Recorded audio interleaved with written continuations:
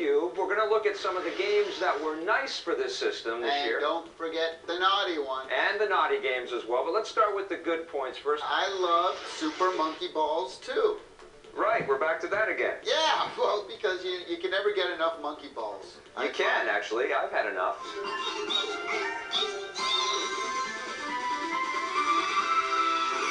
Star Fox Adventure is one of my favorite games of the year. Yep, great game. Again, it's a whole storyline and sound and camera angles and character development. Yep. Eternal Darkness, yet another game where the whole ambiance and the sound, and they got that whole schizophrenic mode. This is not a game that you want to unpack and start playing on Christmas morning when you've got Grandma and Grandpa over and everybody's sitting around drinking eggnog. You will surely fester for millennia to come. A slow and torturous fate. Well, for me, I got to start with Super Mario Sunshine. I gave the game a 10. I love this game.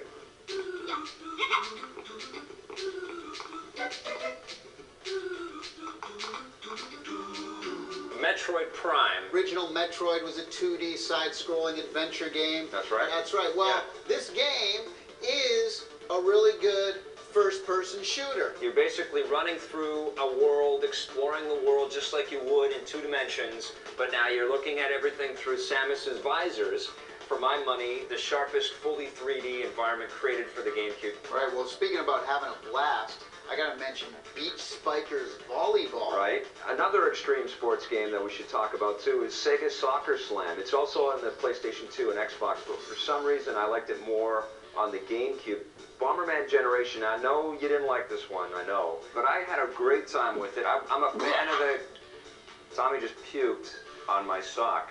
All right, buddy, what'd you think was naughty on the GameCube this year? You know, I've never really liked the whole Bomberman game. Never got into it, you know, but I know it's like a multiplayer and party mode kind of experience. I never liked it, and I still don't like it now. There was a game that came out this year that created quite a bit of controversy out there because a lot of fans have emerged for this game. It's called Animal Crossing. That's right. Animal Droppings is what they should have called it.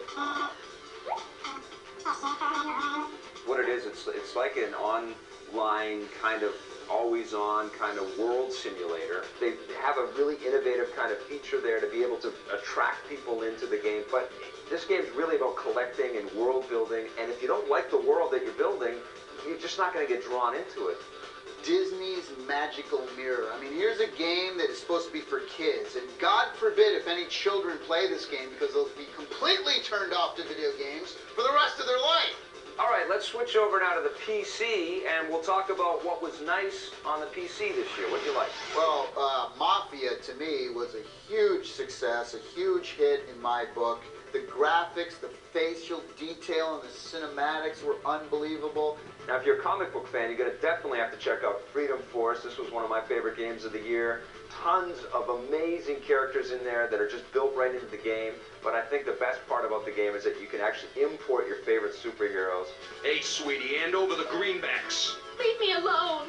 Ain't you got no manners? I love No One Lives Forever, too. Again, the same reasons as Mafia. Amazing graphics, Yes. Great sound, great storyline, great character development. Gentlemen, this is Agent Archer, one of our top undercover operatives. I'll bet you she is. You ever swallow a lit cigar? One game that really got me going that doesn't really have much of a story at all is Unreal Tournament 2003. Role-playing games and real-time strategy games, which you can't help but talk about when you're talking about PC games. 3 good ones came out this year. First up would be Warcraft 3, which I was really impressed by. Neverwinter Nights, which is a massive effort from the guys at BioWare. They did an incredible job creating this enormous universe. Dungeon Siege is another game about collection, but here's one where you actually you care about the stuff that you're collecting. You can see your character models change as you pick up new armor and weapons as you go through the game. Medal of Honor Allied Assault. Oh, amazing. Boy, one of the most realistic Yes. World War II. I mean, Steven Spielberg had a lot to do with this game, Yes, this he did. franchise. Speaking of first-person shooters, I love Jedi Outcast, Jedi Knight 2. It was an incredible game. Don't try to talk me out of this, Father. I need the power of the Valley of the Jedi, and I need it now. All right, well, let's talk about the bottom of the list now. Let's go to the naughty PC games of 2002. We didn't have too much fun with Mall Tycoon, No. I recall.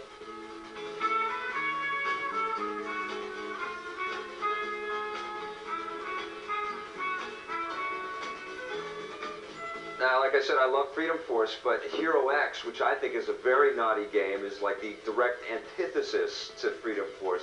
Another naughty game of 2002 was the port of Starfighter, Star Wars Starfighter. Well, you know, we should end the PC segment with probably the worst video game ever put out on the market, High Heat Baseball 2003. Promise me you're not going to go into a rage and walk off set, okay?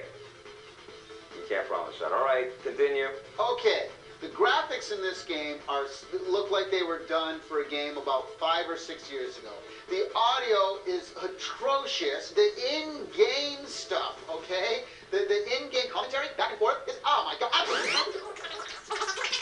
Some people seem to like that element of this game. I don't know why. But the statistics are wrong. Some of the numbers on the players are incorrect. They're from like a year or 2 years ago even.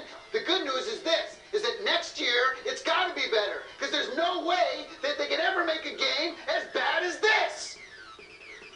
What'd you think of it? I didn't like it. Yeah, see? All right, we're done with the naughty list. We're going to be right back with a look at some buried treasure stocking stuffers that you guys should check out this year, right after this. Spitting all over myself. Oh, my bear?